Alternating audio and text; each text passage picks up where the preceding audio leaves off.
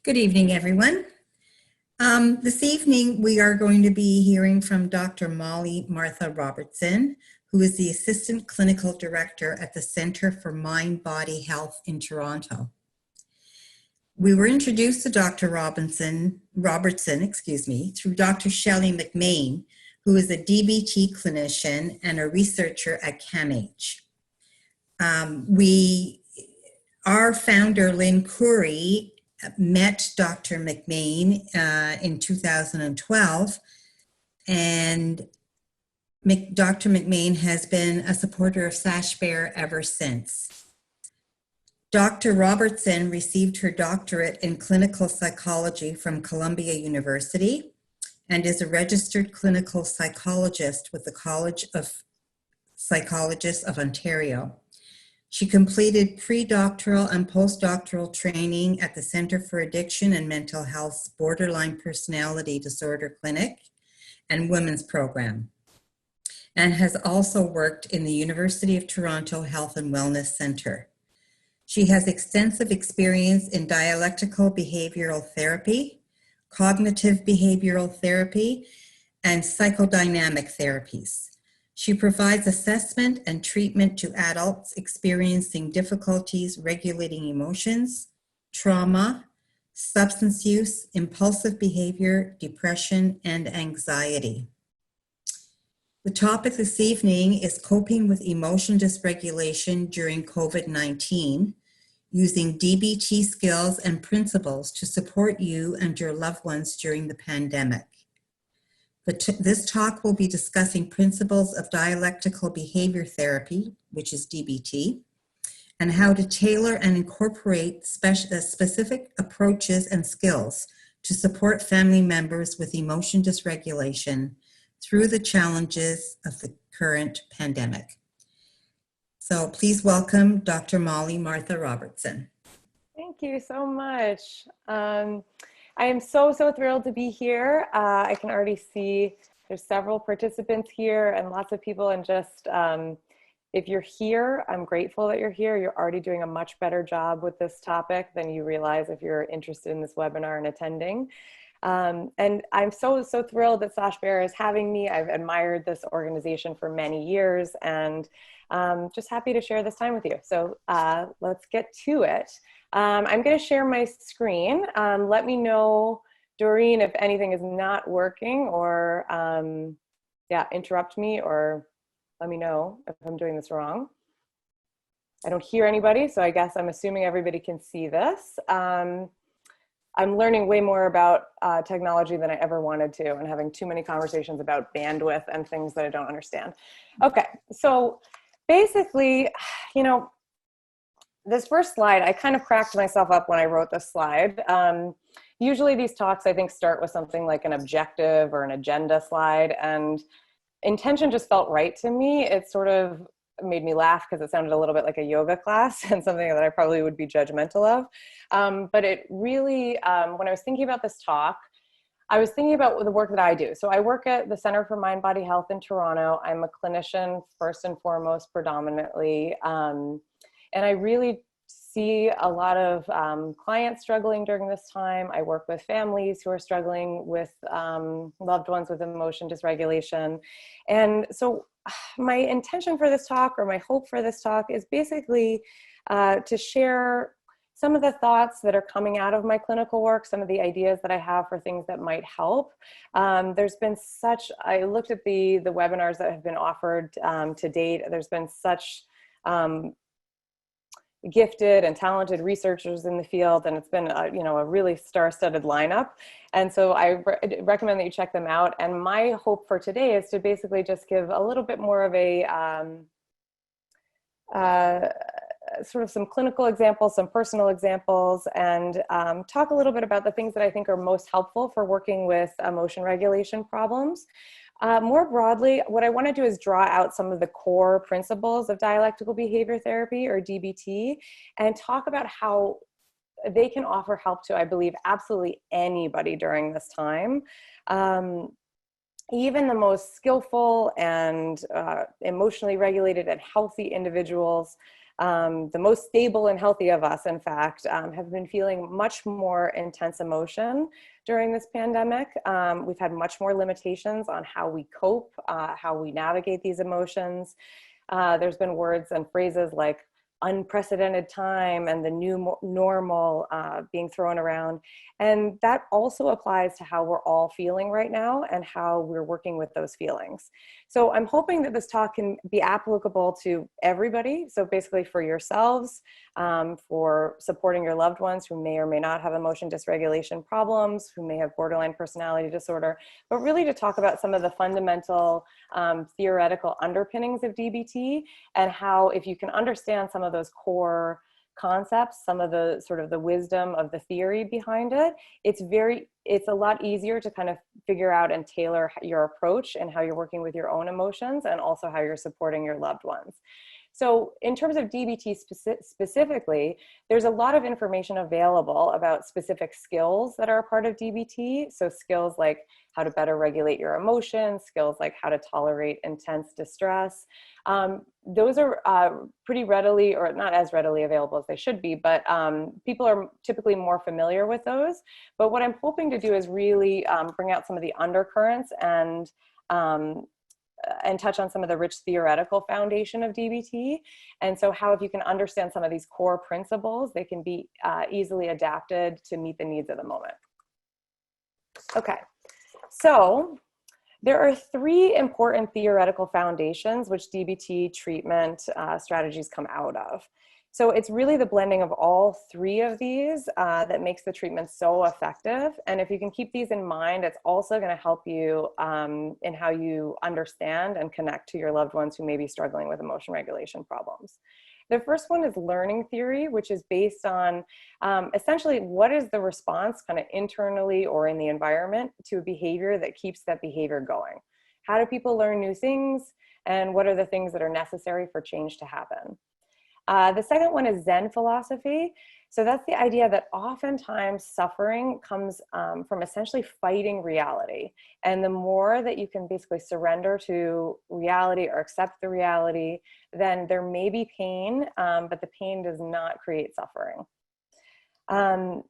And then the last one is dialectical philosophy. So this is the idea that oftentimes there's pain because we're holding on too closely to the idea that one truth exists. When actually there may be two things that seem opposite, that seem like polar opposites, but actually they're both true at the same time. Let me just pause and say, when I was first learning about DBT, and this kind of got pitched to me, I was completely confused and also just thought I would never get it and thought it sounded like some floaty, weird thing. So if you're one of those people, don't worry. I see you, I hear you, I'm with you, I'll help. We'll get there. So let me tell you a little bit more about, because the dialectical philosophy is the one that we're going to focus the most on today in this talk. And let me tell you a little bit more what I mean. So the core dialectic for DBT is this idea of balancing change and acceptance. So here is an example of what I was just talking about. Two ideas. Are you accepting something, or are you trying to change something? Well, it can only be one or the other, right? No. DBT and the real success of, I think, this model for anybody in regulating emotions is the idea that you are always trying to do both of these things at the same time. So the goal for effective emotion regulation for anybody, not for any of us who are human beings who experience the lovely range of human emotions, the goal is that you want to be able to have the ability to express and accept an emotion, as well as the ability to actively regulate or change an emotion. So I'm paraphrasing here, but Kelly Kerner, in her seminal work on doing DBT therapy, quotes Les Greenberg in the idea that what you're really going for is the wisdom to know, when are you trying to change an emotion, and when are you trying to be changed by an emotion? When are you basically trying to, move through and cope, or when are you really trying to feel that emotion and allow kind of windows of opportunity to make meaning out of the pain that you're experiencing? So in many ways, this global pandemic is challenging this triangle and this balance for all of us right now. So we've all been experiencing very big emotions, unanswered questions, lots of different things over the last few months. And for many of us, not only people with emotion regulation problems, but for all of us, we're really getting challenged with how do we balance these two things. So we may be feeling grief, anger, fear, and it's hard to know what we're supposed to do with those emotions. Are we supposed to, is this a time when we're supposed to allow ourselves to really just feel it, cry it out, experience the sensations that go along with it? Or is this a time when you're supposed to, push yourself to cope or go to that, Zoom yoga class, or, try something different and try and just shift and cope and change the emotion? So sometimes it's really tough to imagine this idea of how are you holding both of these ideas at the same time. It's a little bit easier to grasp the concept if you think about the times when you've noticed you've been imbalanced in this triangle. So I think, there's, maybe I'm just, this is the problem with doing these things virtually, is I could be completely alone in this, but I'll just go ahead and say it. I think that there's also times where, maybe you find yourself like you really kind of hit the change side of this really hard. Like you're experiencing something, but you know what, you're making sourdough bread and your closets look like Maria Kondo or Marie Kondo, you've organized everything. You've, gone to that like Zoom kickboxing class, you're learning Mandarin, you're just pushing through, and you're just coping. And then all of a sudden something happens, something shifts, and you feel crushed with the pain of the situation. You find yourself just completely overwhelmed in emotion because you've basically been kind of pushing through and invalidating your feelings. Or you may notice the experience of being imbalanced on too much of the acceptance side. So maybe it's been like a few too many days in those same leggings, a few too many tears, just really feeling the feelings, a few too many conversations about the same emotions, and you're not really moving through the feelings, and it's just not feeling effective. So that sense of like imbalance on one side or the other is what we're basically looking for and we're trying to avoid. So similarly, when we approach loved ones and we're trying to support them, especially loved ones with emotion regulation difficulties, it's really important to strike this balance. And again, to illustrate this point from our own experience, you probably have been able to feel this imbalance in a way somebody's tried to support you. So let's say, you get on the phone or on the text and you basically get out like a few lines of how you're feeling or the story, and your friend jumps in with, oh, what you really have to do is, you need to make a gratitude jar, or why don't you just try going for a walk, or why don't you take a shower? And it's really hard to even take in their advice because you don't really even feel like they get it or understand what you're saying. And so it doesn't really feel helpful. Or alternatively, you're talking to a friend or a loved one and they're just saying, that's so hard. Oh yes, that's really painful, over and over and over again. And it's also not feeling like satisfying. It's not really doing the job for you. So similarly, what we're going to be coming back to again and again in our approach is basically how are we highlighting and paying attention to balancing these two ideas at the same time. Okay, so let me just pause here for a minute, because before we get into that, it's really important to pause so that we're all on the same page in terms of what we might be seeing in our loved ones and ourselves, and basically a fundamental understanding or an assumption about why that is in terms of emotion dysregulation. So I believe there was a webinar last week on this. There's been a lot of great there is a lot of great resources available on the biosocial theory for emotion regulation issues. So I'm not going to dive into it too deeply, but just to touch on it briefly. Emotion dysregulation is basically the underlying issue that's driving lots of problematic behaviors. So this comes out of basically the inability to do those two things that we just mentioned, which is the idea of being able to express and accept accurately your emotions, and then also the ability to change or regulate your emotions. So if you can't do those two things, there's a lot of suffering and a lot of intense pain and agony, and certain behaviors and problematic ways of coping typically come out of that. So the basic assumption is that no matter what you're seeing in your loved one, try to wrap your mind around, or try to kind of hold in your mind the idea that this is their best effort to survive the intense agony and pain that they're experiencing right now. Even if it doesn't make sense to you, even if it's something that feels kind of outside of the realm of what you can really understand, this is their best effort to survive intense pain. So This is also a little bit easier to digest if, you know, obviously on this slide, I have several kind of more extreme problematic behaviors that can come out of emotion dysregulation. And that may be a little bit hard to digest. But so if you think, you know, let's say you may not have a frame of reference to understand, you know, how could somebody, you know, lie in bed, not shower for a week, sleep all day, but maybe you understand, you know, what it feels like to be, maybe you're reading too many unhelpful news articles on COVID-19. Maybe you're thinking like, oh, it's just too much. I've just got to get away from this. I got to just turn my brain off of it. Let me just watch a show on Netflix, tune it out for a little while. And then before you know it, like you're getting that judgy message from Apple TV that's like, are you still there? Are you still watching? You know, so this idea that you're trying to cope and it turns into something that's kind of not helpful. So all of these bubbles are more extreme examples, but things like, you know, times where just the coping and the pandemic and everything has gotten to us, and we notice like, oh, I had a extra glass of wine that I don't typically have, or I just avoided calling that person back, or I, you know, put that thing off. So trying to imagine basically from your own experience what it can feel like to have this way of sort of slipping into problematic coping, and then trying to sort of take a leap of faith that even if you're seeing something very extreme in your loved one, trying to kind of hold in this idea, this is what they're doing to try and survive intense pain. If you can hold that in your mind, I can promise that any of the support that you offer is going to come out of a place that feels more genuine and is more effective. Okay, so more specifically, how can some of these DBT principles, particularly this idea of balancing acceptance and change, let's pull out some of the aspects of the theory that could be applicable sort of widely in general, but in particular right now with the situation of COVID-19 and what it's asking of us all. Okay, so again, you know, if we go back to those three different arms or three different areas of the theoretical foundation, it's Zen philosophy, learning theory, and dialectical philosophy. The three arms of treatment strategies that come out are the validation and acceptance treatment strategies, the change and problem-solving treatment strategies, and the dialectic treatment strategies.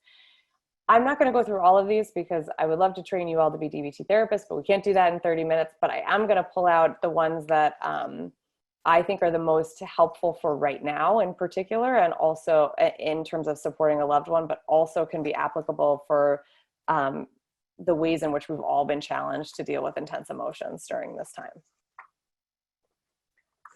Okay. So since I'm talking to you a lot about balance and synthesis, the balance of acceptance and change, I'm going to confess right now that I'm going to be quite imbalanced in my approach here because I'm likely going to spend more time on that acceptance side of the triangle. So more time on the validation skills and less time on the change side of the triangle. And the reason for that is I think that particularly for family members, when you see your loved one suffering, the change side comes a little bit more easily. Also, I could get on my soapbox about it, but I think it's also particularly a little bit easier in our culture. There's a lot of, it's almost instinctive, these ideas of sort of problem solving and coping skills and ways to shift. It's a little bit more just in the fabric and in the dialogue of the culture right now. So it comes a little bit more easily. Also, just when you see a loved one and they, you know, when you see a person look like they're drowning, it's instinctive to want to throw in a lifesaver or to, you know, yell out like, you know, swim coaching instructions or to do whatever you can. So it feels a little bit counterintuitive not to rush in with that and to hold back and to try and be validating and accepting first. And often it's more counterintuitive and offers more meaningful in terms of being able to support your loved one. So the other reason that I'm going to focus more on validation during this talk is that during this global pandemic, it feels like one of those unique times when there's just so much happening emotionally for everyone. And in some ways, it's almost the perfect opportunity to learn for ourselves and our loved ones how to use validation as a way to not only work through our emotional experiences, but also how to support each other. I can't tell you how many times a day in my personal life, in my professional life, out of my own mouth, I hear, I know I really shouldn't be complaining because I know I have it better. You know, I know I don't have 3 kids like you, or I know I don't have or I know I'm not a stay-at-home mom, or I know I don't have this, or I know I don't have a job to do. I know I shouldn't be complaining. I know I know I have it so great, and blah, blah, blah. So I understand gratitude's great. We love gratitude. We love keeping things kind of in context. And at the same time, you want to be very, very careful how much you tip that sort of idea into these places where it feels like you're invalidating your emotion. And it's basically just getting you further and further away from being able to take care of yourself, to take care of each other, and to move through the emotion that you're feeling. So this idea of basically, if you don't validate and accept how you're feeling, it's also very, very hard to work through it. And there's such an opportunity right now because there's such a shared experience. There's such a shared pain right now. And so it also offers a really unique opportunity for very meaningful connections with other people within your own families and beyond. So I'm going to teach you what validation is and how to use it, but I'm also going to share with you the ways in which I think validation could be helpful specifically right now. Okay, so what is validation? So here's where I always think of that movie Avatar, where they have the different language and they have a whole gesture where it's like, I see you. Validation is this idea of, in different ways, acknowledging another person, making them feel seen. I can tell you I giggled today because I was on a run, listening to an audio track of like a coach that's recorded. And she was like, if you're just out there, you know, trying your best right now, I see you, I feel you, you can do it. And literally, she cannot see me, she cannot feel me, she's recorded. But having her say that made me feel so good, so motivated, just like really relieved a lot of suffering I was having in that moment. And it cracked me up because it was very applicable for this talk. So it's basically this idea that when you can acknowledge another person, when you can make them feel seen, you can communicate acceptance, you can find the wisdom in their experience, several things happen that make it easier for the person to deal with their emotion, open up dialogue and communication with you, and actually solve the problem of how they're feeling. I'm going to talk about that more specifically in the next slide, but let me also say right now that validation is not, it doesn't have to be soothing. Are you blocking the slide? Maybe, okay, let me move me over a little bit. I don't know if that's needs to be done, but I'll do it. So it's not soothing and being worn. It's not praise. It's not chit chat. It's not just like, hey, good job. Like that's something different. That's reinforcement. I think people worry about when they hear validation, they worry like, I'm never going to be able to say this in a way that feels genuine to me. I'm just going to sound like I'm trying to sound like a therapist. Or like, you know, my loved one is just going to know right away and say like, get out of here with that garbage. It's not true. You basically can find in your own style, in your own words, in your own way, a way to communicate this idea of I understand and see and acknowledge what you're feeling. That doesn't necessarily mean I agree with how you're responding to what you're feeling. It doesn't necessarily mean that I'm validating that everything about what you're saying makes sense, but I can find something in it that is that I can communicate acceptance for.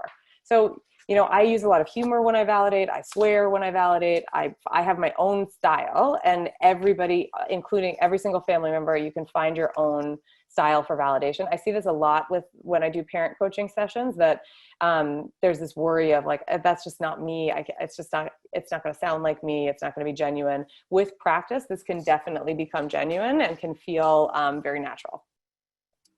So, oops, hold on. Okay. So even if I didn't sell you on that floaty idea of like our shared pain and our human experience, let me sell you on the idea that validation works, because if you're trying to make a meaningful change or trying to help your loved one, you have to validate in order for anything that you're trying to do to actually land. So even if you can't get on board with this idea of connecting through our mutual pain in this pandemic, if you're just like, that sounds way too floaty, let me get you on board with the idea that this works. So essentially, you know, if you're trying to support a loved one, you may have like the best idea possible. You may know exactly what they need to cope. You may have the ticket to freedom. But the problem is when somebody is distressed, and particularly somebody with emotion dysregulation or BPD, they can't hear you when they're too overwhelmed. They're not going to be able to. They're just too physiologically aroused. And then there's also an increased panic that happens when you feel like somebody's not hearing you or understanding your pain. So the example that I share to sort of illustrate this, I have a 2.5-year-old son who has an anaphylactic allergy to sesame seeds. So I notice this every single time I am talking to a caregiver or a babysitter or a like even just another parent who's going to be watching him or taking care of him. And I say that he has an anaphylactic allergy to sesame. And if I don't get that validation back, if they sort of say something like, oh yeah, no, it's fine. We won't give him anything with sesame seeds, or, oh, those are so small. They probably doesn't even, or, oh my gosh, let me tell you about my brother, sister, cousin who has a peanut allergy. Now that's really bad. Anything like that.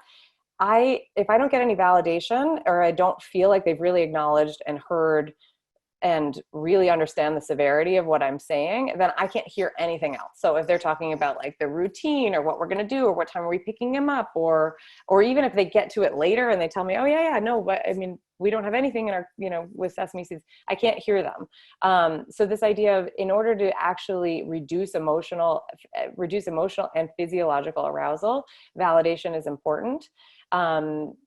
And also the idea of, once you actually validate, once the person feels that they are heard, that their pain is acknowledged, it's going to open up more discussion, more room for dialogue, and more ability to actually change the conversation. So and change the emotion. So this idea of, you need to validate in order for the person to actually make any headway in terms of moving through their emotion. Okay. So how do we do this? So in DBT, there are 6 levels of validation. For the purposes of this talk, I've listed them all here, but I kind of broke them down into 2 sides of this in order to kind of illustrate this, which is basically the 2 questions I always tell people to ask in terms of even validating yourself or validating others are this idea of, what is the feeling? Like, what are you feeling? Define it with a word. And then what makes perfect sense about why you're feeling this way. So it may make perfect sense because of the situation. It may make perfect sense because of like past learning or things that you've been through in the past in similar situations. But there is a reason that what they're feeling, you or your loved one, whoever you're trying to validate, makes sense. And it's important to find it, and it's important to verbalize it. So this is this idea of one of the things that I'm seeing right now a lot with my clients and families that I want to stress is that there's so many things to validate about people's experiences right now. There's so many emotions that are happening for everybody. And when you're trying to validate a loved one who may have a history of emotion regulation problems or BPD, it's really, really crucial to find the kernel of truth, to find the wisdom in what they're feeling, and to explicitly state it in a way that highlights, and this is more on the right side of the slide. So this idea of what makes perfect sense about why they're feeling this way. You want to highlight the way, this is sort of the second one down. So validating in terms of normal functioning. So particularly now there's a lot of opportunity for that with COVID-19. So I want to encourage you, to try and find the way that you can validate a feeling that's actually, it's a normative experience rather than a pathological experience. So I'm going to give some examples to kind of highlight this. So for let's say you have a loved one who has a history where, they got really, really sick during university, during their first year of university. They had mono or something like that. And as a result, she's very, very fearful of germs. Like, it's gotten intense. Her anxiety has gotten really difficult for her to manage. And also because of her emotion regulation difficulties, it's gotten more extreme in terms of the way that she copes with that anxiety. So she does a lot of avoidance. She doesn't go places. She doesn't want to touch things. And she also has even gotten into, suicidal thinking, or maybe even self-harm. It's gotten really extreme. So that's your loved one, let's say. And now they're coming to you and they're saying, right now, that they're really nervous about going to the grocery store. So here's your snapshot. So they're coming to you and they're saying, I'm really nervous about going to the grocery store. And as a result, I just don't think I'm going to go. I'm going to avoid it. So I'm going to give you a range of approaches. So the first one would be something like, something that would have no validation at all. So something like, oh, don't be so dramatic. Like, it's not a big deal. Like, just go. It's not a big deal. Just don't be so dramatic. If you're watching this webinar, I don't think this is you.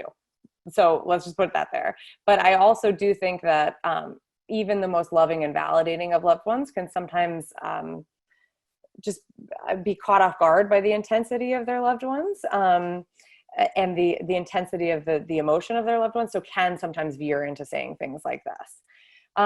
So another common response would be something like, okay, why don't you just take some deep breaths? You know, the research is showing that like contact isn't really that dangerous. Or you could wear a mask, or,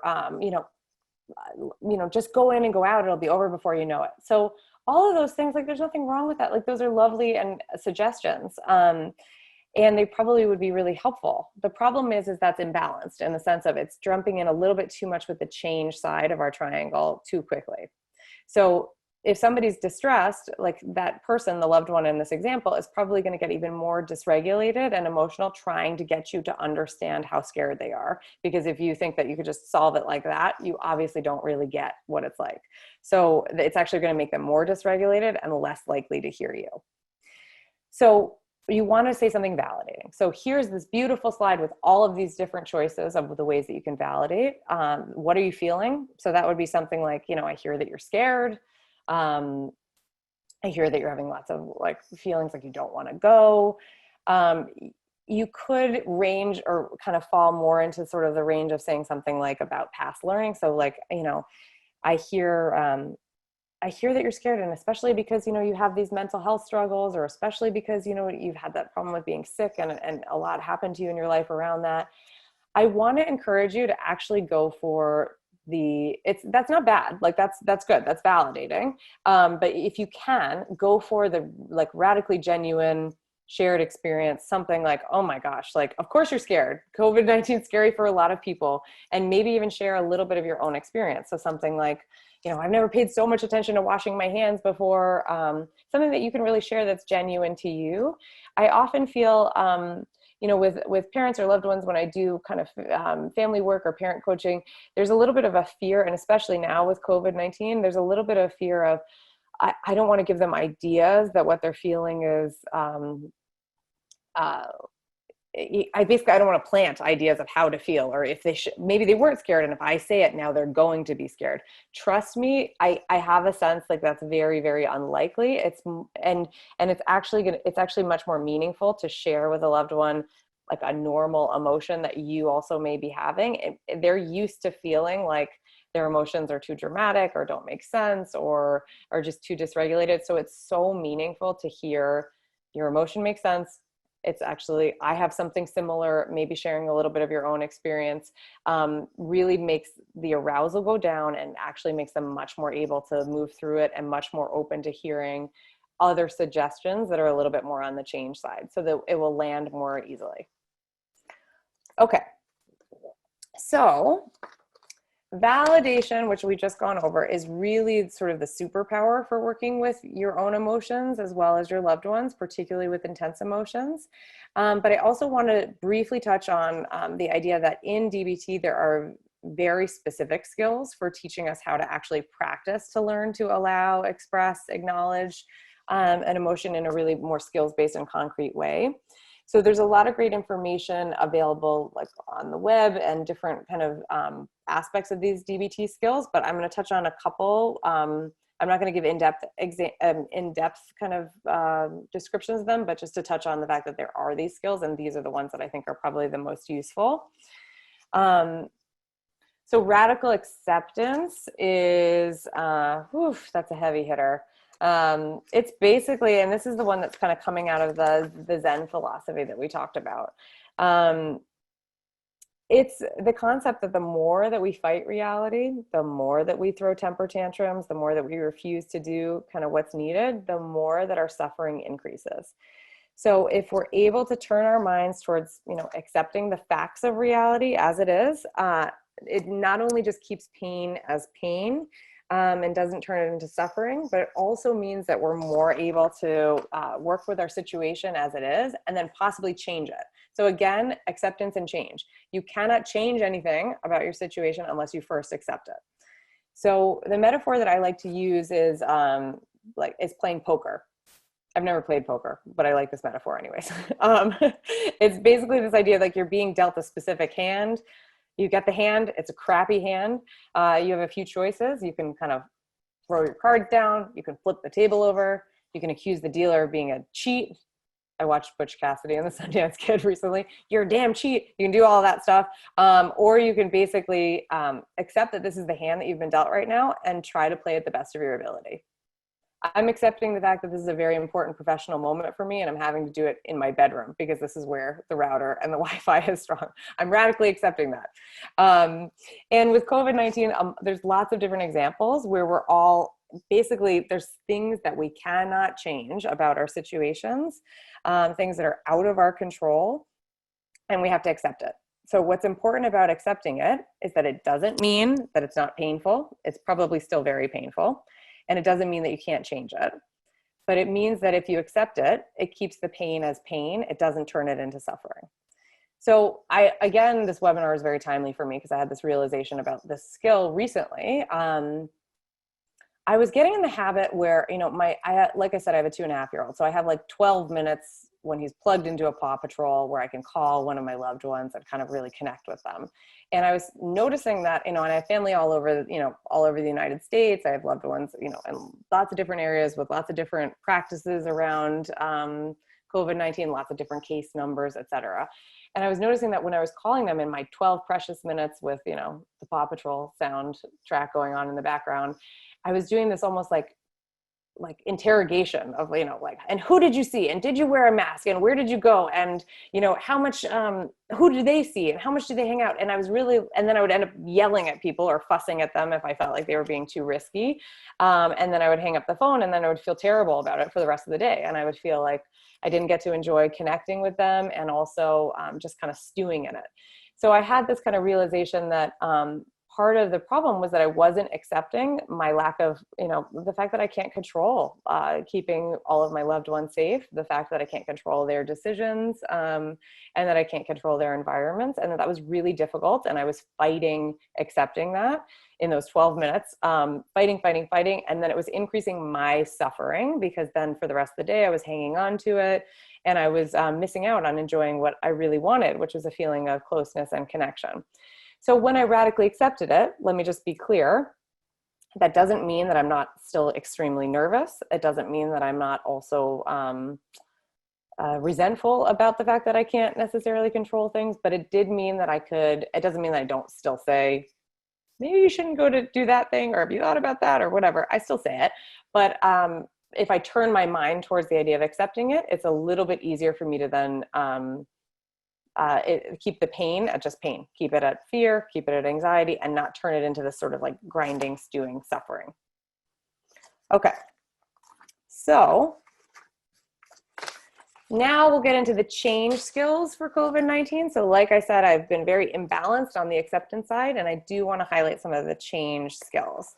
The main one that I really want to pay attention to, or there's two that I'm going to go through, but I want to make sure that I highlight that with DBT, it is based on learning theory. And there is, you know, that's a complicated a theory with lots of different pieces of how people take in new information and learn.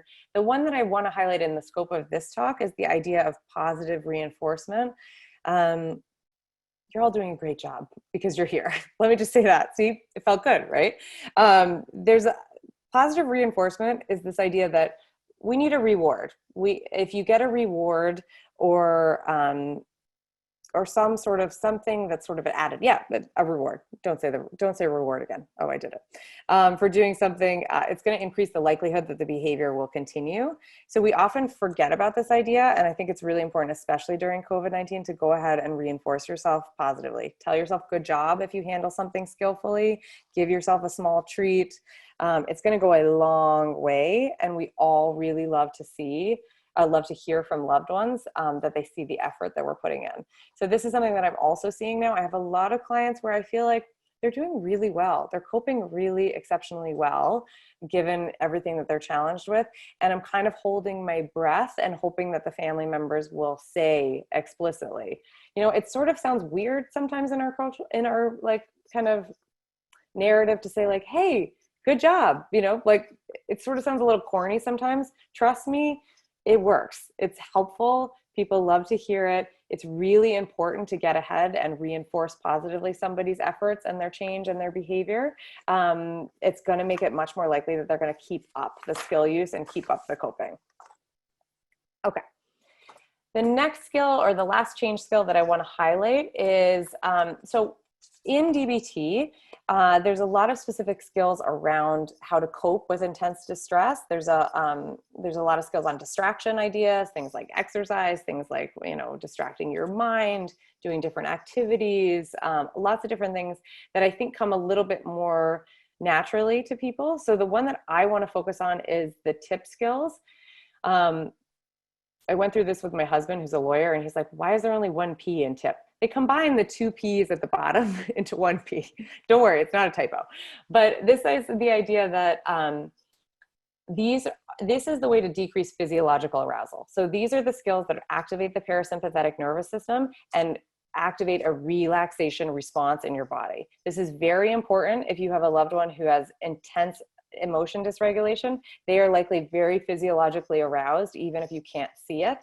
So these are the skills that oftentimes bring the arousal down, so that then you can engage some of those more like go for a walk or phone a friend or distraction kind of based skills.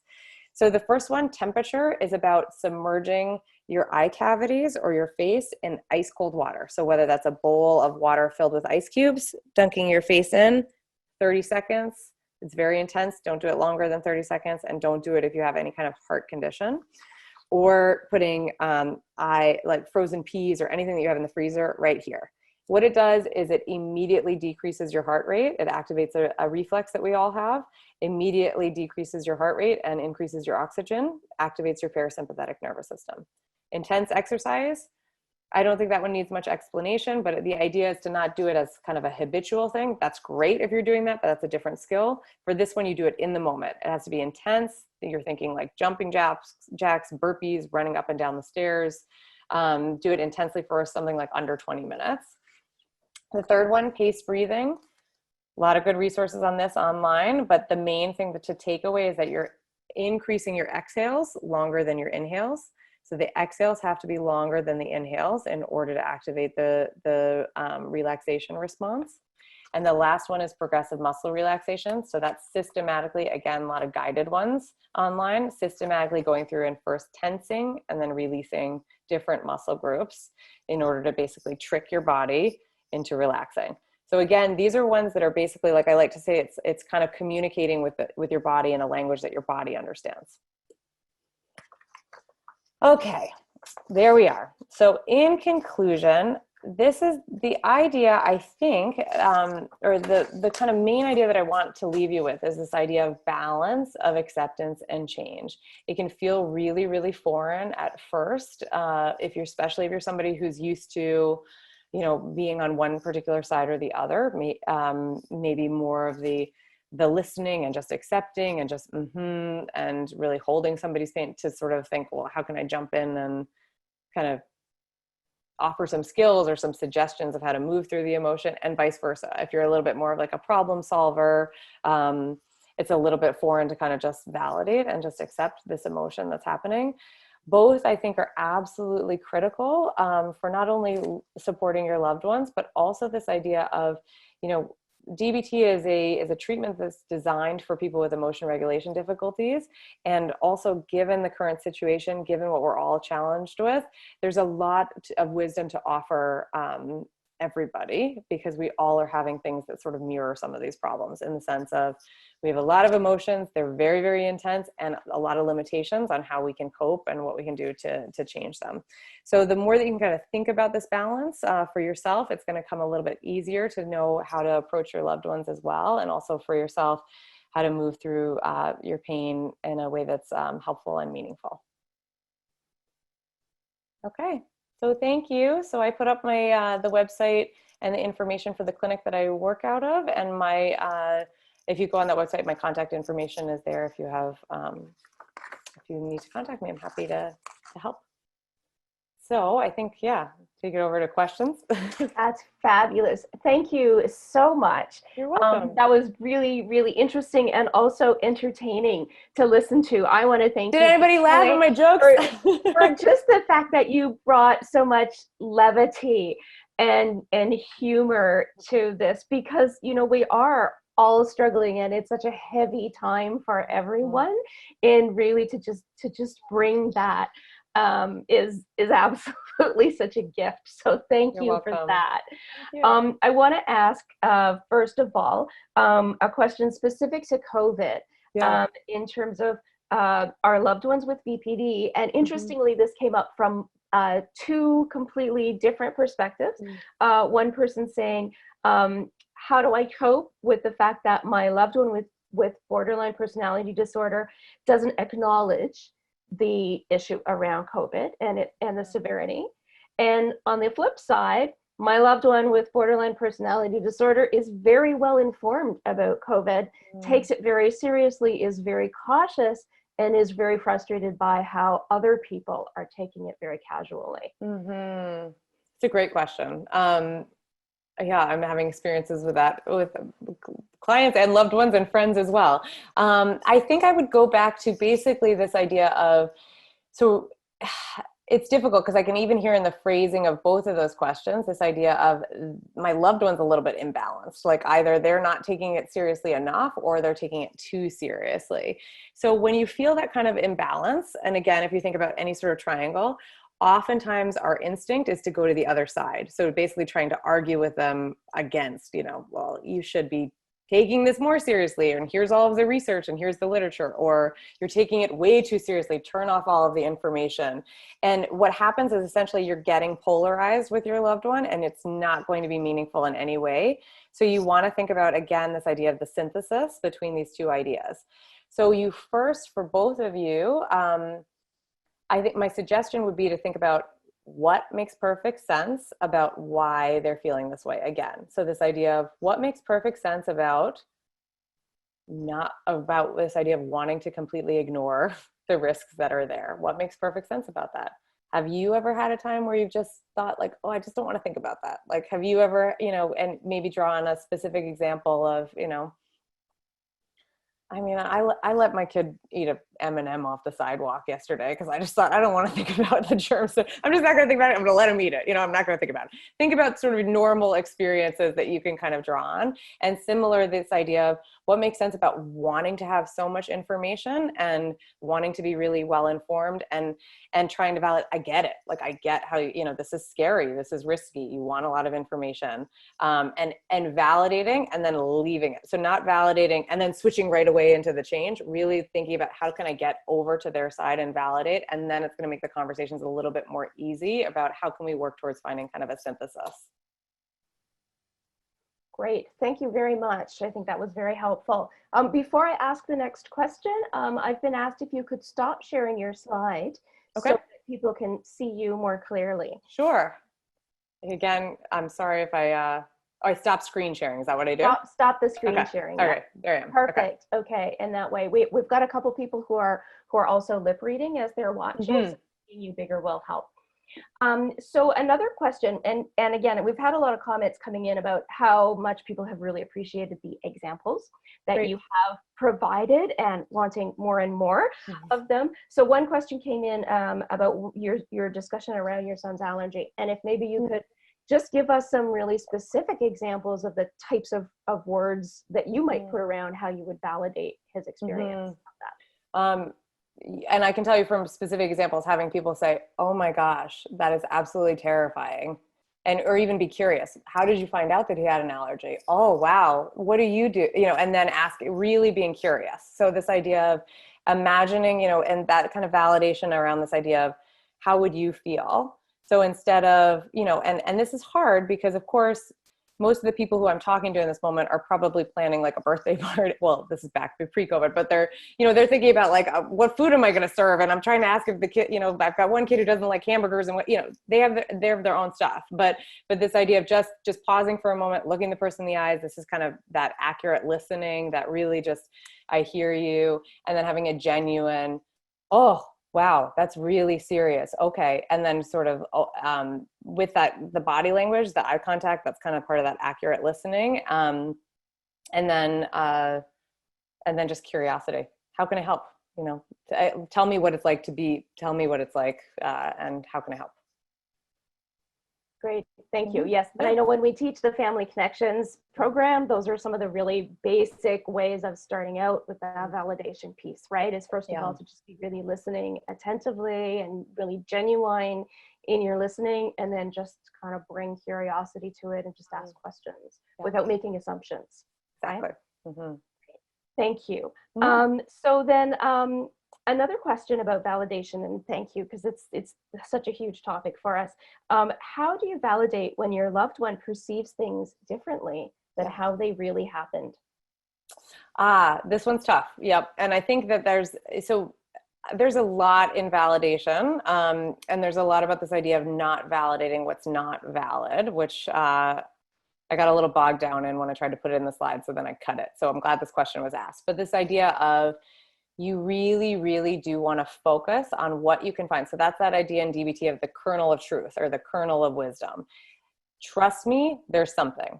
If you get involved in the content of, well, that didn't happen that way, or that's not that way, it's much easier if you can actually validate the emotion that they're feeling. So even if, and again, remember, there's what are you feeling, and there's what makes perfect sense about what you're feeling. If you're getting stuck on the what makes perfect sense about why they're feeling that way because you're like, that didn't exactly happen that way and whatever, or that's just completely wrong, go to the emotion. So just basically saying, I hear that you feel is great. That's great validation. I hear you, you're angry, labeling it as simple as possible.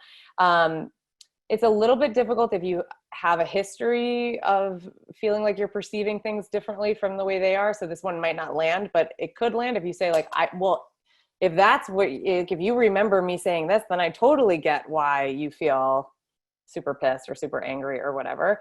But you want to make sure that you can do that genuinely. The most important thing about validation, it's got to feel genuine. So if you're just like really getting bogged in like, that is not what happened, and I did not say that, or I did not, then just go with, I hear you, you're angry. Let me hear you.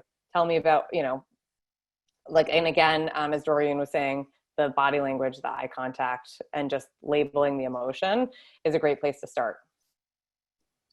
Thank you. Okay, I have another question here about validation, and where we're saying, we're validating and saying, well, that makes sense, and relating an example from our own experience, which allows us to say that it makes sense to us, and yet our loved one hears that as being, well, you're making it all about yourself now. Not about you, it's about Definitely. And I even, when I wrote the sesame allergy, I was like, am I going to get people who are like, she thinks that her kid's sesame allergy is the same as having, it's really, so you want to be mindful of,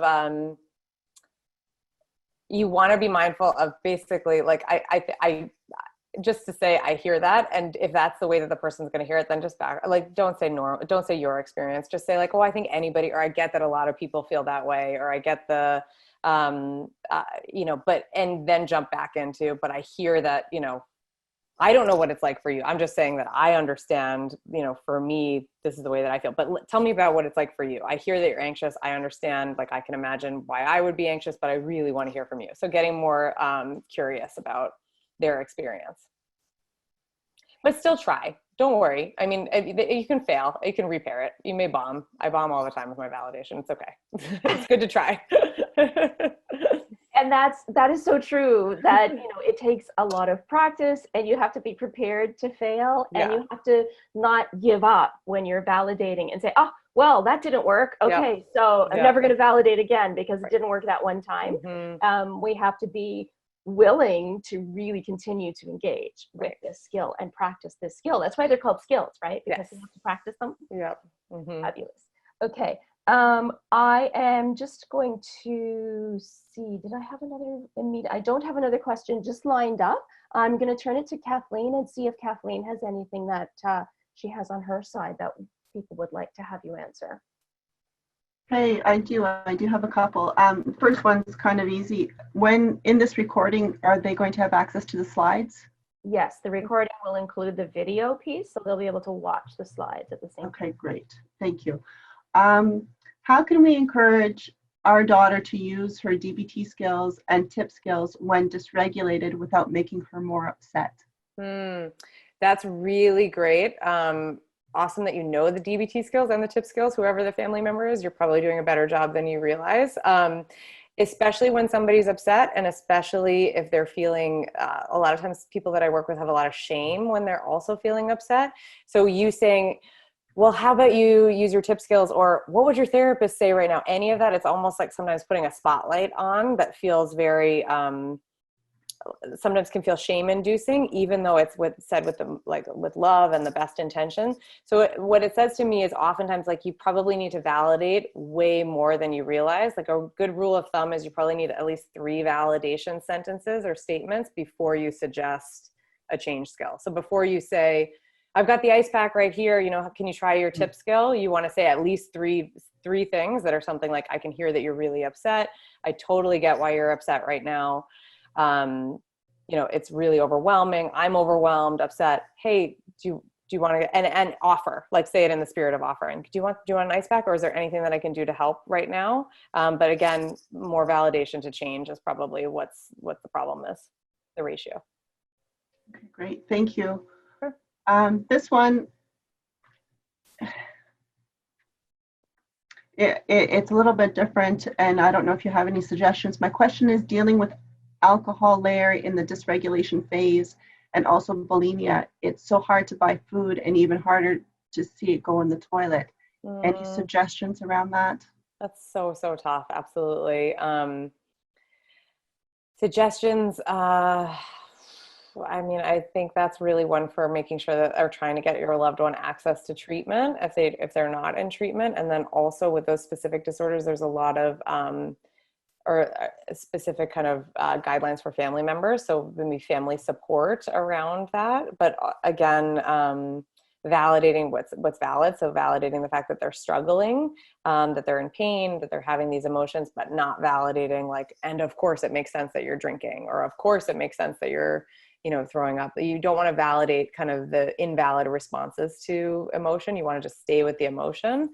And then I think also maybe the room for asking their loved one, you know, how can I support you? How can I help? I see that this is happening, and see if they have ideas as well. Okay.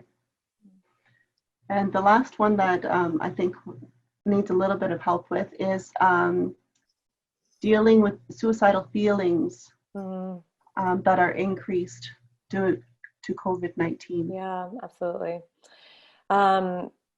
It's not uncommon for any of those problematic behaviors that we saw in the kind of emotion dysregulation slide to be increased right now, given how difficult and how intense people's emotions are. So you really want to, again, stay with the validating what's valid, which is staying with the idea of, you know, these are problematic coping that are coming out of intense agony and pain. So again, targeting that idea of, I hear that you're struggling, I hear that you're in pain. And then also obviously making sure that they have access to help, have a safety plan in place, and are connected with treatment. But I guess this is a tough thing to say, and a tough thing for family members, I think, is this idea of like, it's kind of expected that some of those urges and thoughts would be increasing with the intensity of the emotion increasing. But the more that you can see it as basically like, that's the way the person's trying to solve the problem of how much pain they're in, the more that you can help them with the pain, the more that those things are going to go down, whether that's alcohol use, whether that's suicidal thinking, whether that's anything. It's all, you need to help them solve the problem of how much pain I'm in, and then they won't need to go to those things as a way of solving that problem. Okay, great. Doreen? Yeah, I will turn to a question that's coming up again, which is around the change piece. So how do you know when is the right time, or how do you take that step to move from the acceptance and the validation towards change and problem solving? Yeah, so I do this a lot even in session, where I do a lot of validation, and then I say, I can see that you're really upset. I can see that you're really uncomfortable. Would you like some help with do you want me to help you try and get a little bit more comfortable? Or I can see that you're really, really angry. Do you want some help? And if they say, no, I don't want any fucking help, get away from me, whatever, sorry, it's recorded. Then I say like, okay, I can tell that you're really, really angry. And I go back to the validation piece, and then try again a little bit later. Are you sure you don't want any help? Because you look really uncomfortable. And then, you know, but again, thinking about that ratio of like, 3 or 4 validation statements to one change statement. So, and then oftentimes it's the transition often is the offering. Like, do you want me to just listen, or do you need some help? Like, do you want me to do a skill with you together? Can we breathe together? Sometimes I say that. I'll be like, I'm feeling a little dysregulated, so I'm going to do some breathing. Do you want to join in? And I can count it out for us. We can do the paced breathing together. That's another thing that I usually try. Sorry about the swearing. I said I swear a lot. I think we've all heard it. Actually, one person was asking for you to provide an example of how you might validate using swearing. Oh, right. So there you go. There you go. There it is. Perfect. Okay. I'm going to keep you long enough to ask just one more question, which has come up a couple of times, which is about when there are other people in the household. So if someone is being fairly abusive or aggressive in their language, want to be able to validate them, but maybe there are young children who are also observing and overhearing what's going on. So family connections is great around this. So I would encourage everybody, if you haven't already, to check out that idea of relationship mindfulness and observing limits, which is this idea that it doesn't work for only one person in the household to be validated. Everybody's experiences are valid and true.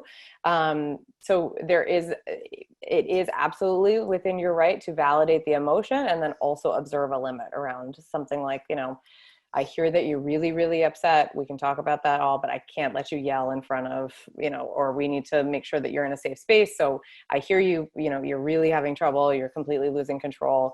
Can I help you? And basically your emotion is valid, but I can't let this go on if this is too, if this is getting too chaotic or too destructive. So you have to validate not only your loved one who has emotion dysregulation, but you also have to validate yourself. And part of that is also observing your own valid limits around what's okay and what's not okay, particularly for yourself and also for younger, vulnerable people. Right. And does that also kind of fall into that category of being a dialectic, because you're wanting to kind of convey a certain thing and protect yourself at the same time in a way? Yes, I will hit that beach ball, Doreen. Absolutely. It is a very nice dialectic. Somebody just asked in the question, somebody just asked what is a dialectic? So of course the key one, the core one is change and acceptance, but anything that feels like there's that tension between the two things, right? But they really kind of go together, and you have to find the pathway between them and the balance, right? Exactly. Yep. Okay. Fabulous. Thank you so much. I don't want to keep you any longer, or the people who have been listening. We've had 300 people listening attentively to what you have had to say. Yeah, thank you for being here. So thank you so very much. I will try to answer a couple of these questions maybe through email, because if I have people's names, then I can also send responses to them. So once again, thank you to you. And also, just to let people know, the recording will be put up on the Sashbear website. It's www.sashbear.org, and we have a resources page. That's where it will show up, but probably not for a week or two. We've got a couple that we need to get the technical background piece happening. And we have another webinar scheduled for the end of July, which will be on a very heavy topic. We will be talking about managing the grief and loss after you've lost someone to suicide. And our guest speaker then will be Alex Schendelman from Distress Centers of Toronto.